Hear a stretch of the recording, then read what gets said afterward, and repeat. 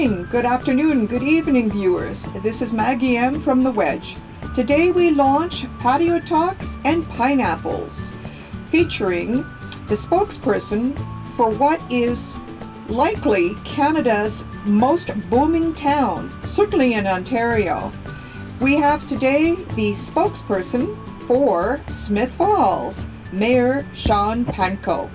Help me welcome him. The farm subdivision, which is being attached to Four Meadows, and the 25 townhomes and the apartment complex that Samir's will be doing in there. That's really starting a little bit of suburban sprawl in our southwest end. Is it too aggressive to say that our population could reach city scale? Well, I mean, within a decade. If we look at our official plan, which was approved a few years ago, pretty modest in its projections. It had based its the future projection at about a 0.5% growth rate, and that was based on more recent past.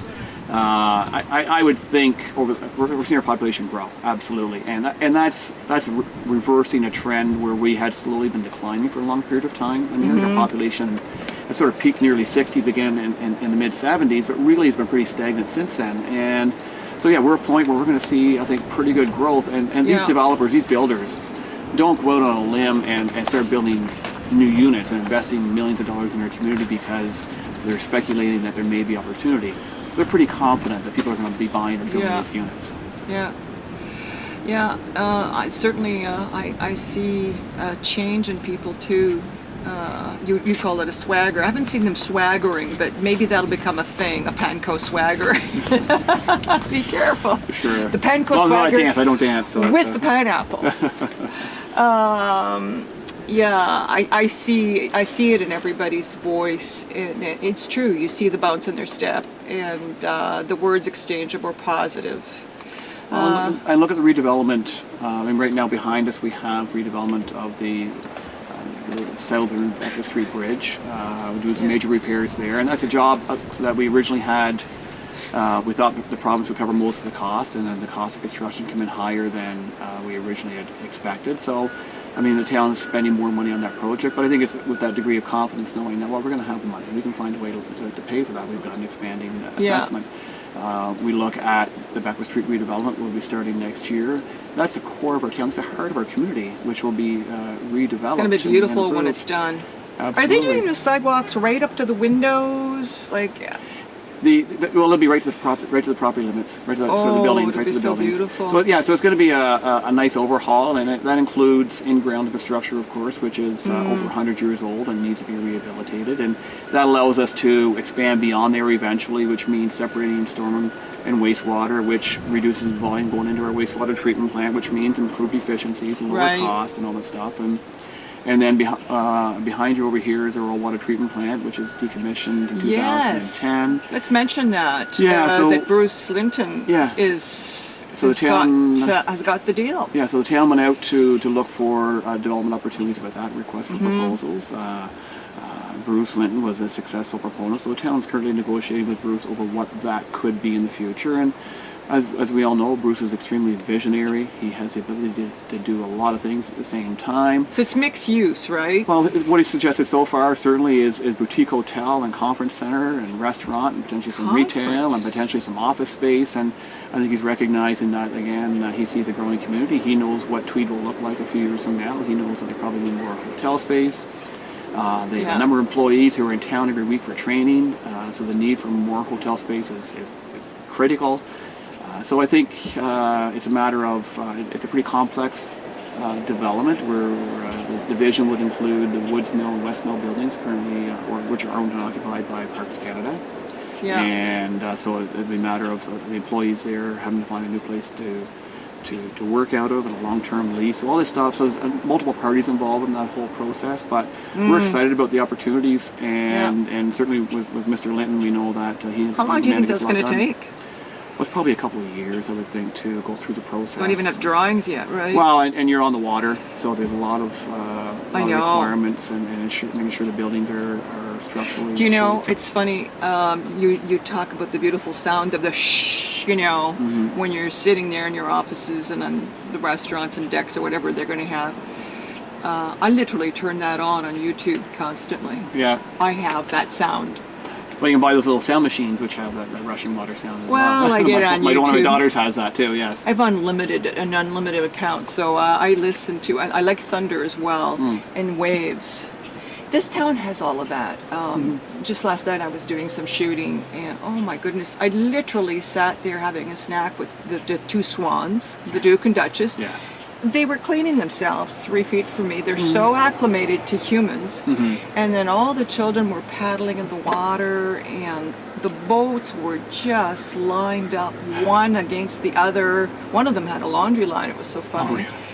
And it's just, this place is so idyllic, and we always talk about this other stuff. Development, construction, Hershey, we won't even mention that. Maybe we should change the name of that road from Hershey Drive to Linton Drive or Canopy Drive. Maybe we just need, there are people who want to remember, but we need... Up for discussion. Up for discussion, yeah. But, this town has so many tourist points. Well, and I think it's incredible. I think we're looking at our town now through a different lens, and I think for a lot of people, and certainly for the outside community and LeBeau who invested here, when you're struggling to make ends meet, when it's hard to be optimistic about your future, you tend not to appreciate even the things around you. You're so focused on simply really survival in many cases. Yes. And as the economic conditions of the town improve, and people start to get their own economic situations improving, their confidence is improving. They have the time. They're not worried about paying the rent or the next mortgage payment. Things are pretty good. You can really enjoy the community, and you're right. I mean, people who visit our town think we're the most beautiful little place in the world, and we are. And when you go down to the waterfront, where the Murphy Beach or Murphy Park, where you've got the kids jumping in off the wall, very busy spot. I mean, a lot of beaches are closed right now. We're very fortunate that a number of years ago, council made a decision to open up a spillway to allow waters to flow through there better. Good water flows. Yeah, I know those two little islands it. in the middle are just the precious, the turtle and duck. Which one is the bigger one? Is it duck? Yeah. Turtle's the little one. Oh, yeah. that little turtle island is so... You go sit in that rock and you isolate yourself, especially in fall, because people don't come there as much. It's a good little place to go and go, Well, look behind us right here. We have the old abandoned lock, the old combined lock that was decommissioned in the 70s. One of my pet projects is to redevelop that into... Where is it? It's just beyond this piece of land here, beyond that island. You can just see the stone Another walls there. island, So, yeah. so that's the only, in my understanding, the only decommissioned lock in North America that we could actually go in and use as an interpretive center, as public space, as an outdoor amphitheater, for theater, for music, for corporate functions, for a variety of things. And the little island there, which you see people fishing right now, it's sort of off the beaten path. It's a very quiet spot. It's beautiful. And there's so many beautiful little places in our town that, again, people have really underappreciated. And when you get out and walk around, you see how beautiful it is and how much enjoyment it can be. I know that firsthand because I roam around discovering, and apparently I don't flatter myself, but people have liked the photos because the lens captures them, and we tend to see this. It's like that everywhere. We tend to see the same pictures all the time, but I can attest personally, there's just so many perfect. If you're a photographer, you got to come here because it's endless, right down to Laurel Reach Park. There's just so many things, and then you've got more locks. The Old Slice is adorable. Yeah, Old beautiful Slice area. lock. Yeah. And one of the most beautiful sunsets in the world would include the Westfield Bridge and the swale behind it. Yes. And that's one thing that people come here just to take pictures of that. And you guys have really manicured that area.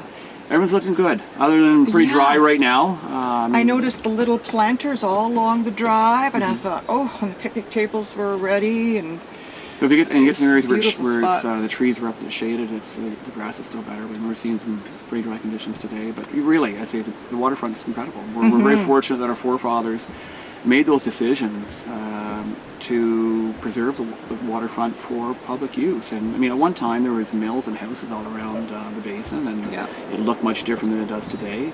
But somehow someone made the right decisions that we were able to enjoy it all today. It's a tourism spot, and it's an economic growth. spot. Well, and when we talk about they're all happening at once. well, Bill C-45 legalizing recreational cannabis. Yes. Tweed will be opening their visitor center in August, which means tourists from Canada, the U.S., and from abroad around the world, have the opportunity to go there, learn about cannabis, do a little bit of a tour, see how it's grown, and come and get a better understanding. And as time goes by and people start using cannabis in different forms, at least they can go to that site and have a very informed decision and informed discussion and learn about it. And I think that in itself will be a draw for people those curious cannabis tourists who will come in and say, I want to find out more about this before I ever even try it. So it's just one more element to what we're offering. You've been for the tour? That part of the building's not opened up yet. You haven't worn the little cap and the slippers yet? No, I've been through the whole building a number of times, but I haven't been into the visitor center, which is currently It would make a construction. great photo to get 100 people in that little cap, and they take all your stuff, and you have to cover your feet. Yeah, you have to be, no DNA. They don't want your DNA in the place. When I went for a tour, I took a shot of a guy that was bending over in one of the corridors, and he was literally scrubbing. This is the corridors, not even inside the rooms where they're developing. Scrubbing the ground a crack with the toothbrush. They're meticulous. So control. I felt less filthy, when in my covering. Oh boy! When I saw that. What an environment, right? And yeah. Well, and anything the quality control Antiseptic. they have there. Well, and they can trace. So when the product leaves that place and arrives somewhere in Canada, as it arrives in Vancouver. And if there's ever an issue with a piece of product, they can go back to the plant it was grown on. I mean, everything quality control and it's just impeccable, and they've done everything right. Health Canada's been in there, I think, 40 or 50 It's times happened so inspections fast. In reading all the interviews with, well, not all of them, but some of them with Linton and his partners and the people he's brought in to work with him. They're all saying it like, it's just 2 years, it's just 3 years. I mean, it's happened so fast. He's probably surprised himself, shocked himself. Well, it's only a year and a half ago that Tweed actually purchased a building from the original ownership group. And that's when, I guess, any limitations on development were sort of lifted. And of course, a year and a half ago? Yeah, January last moly. year.